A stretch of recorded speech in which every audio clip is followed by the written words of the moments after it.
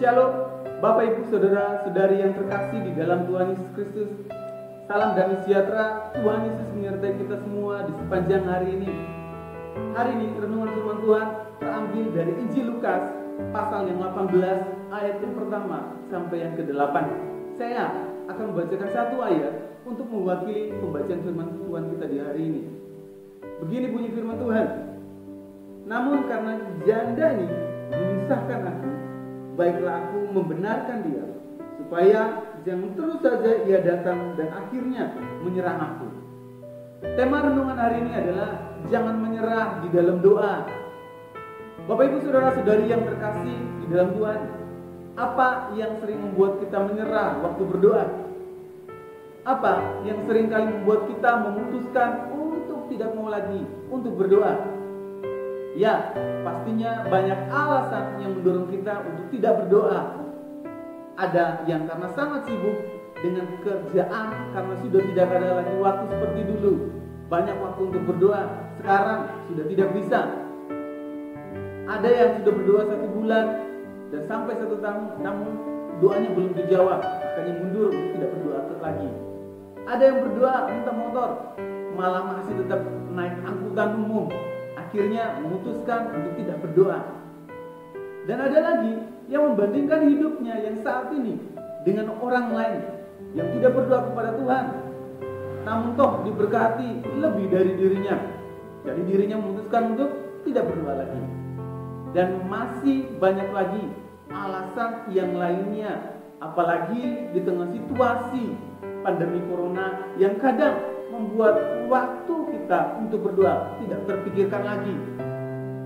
Bapak Ibu Saudara-saudari yang terkasih di dalam Tuhan, saya mau katakan hal yang paling penting bagi kita semua saat ini, bahwa di tengah situasi yang sulit seperti sekarang ini, hanya orang yang tidak pantang menyerah di dalam doanya kepada Tuhan Yesus yang dapat terus berpikir positif dan optimis melewati setiap masa sulit seperti saat ini.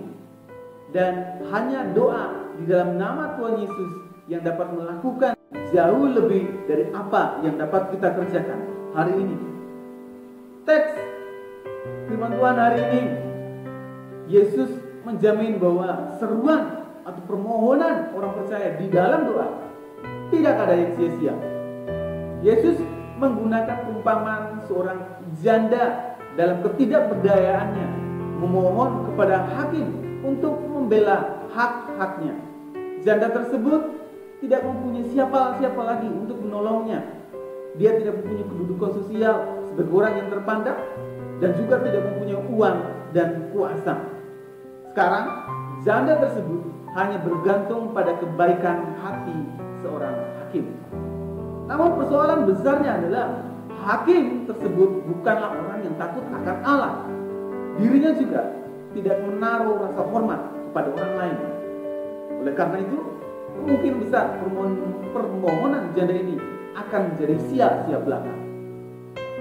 Namun yang hebatnya, Alkitab menjelaskan bahwa karena ketekunannya, karena keuletannya dan sifat pantang menyerah yang sudah mengalami penolakan berulang kali dari sang hakim, akhirnya membuat permohonannya dibenarkan sang hakim.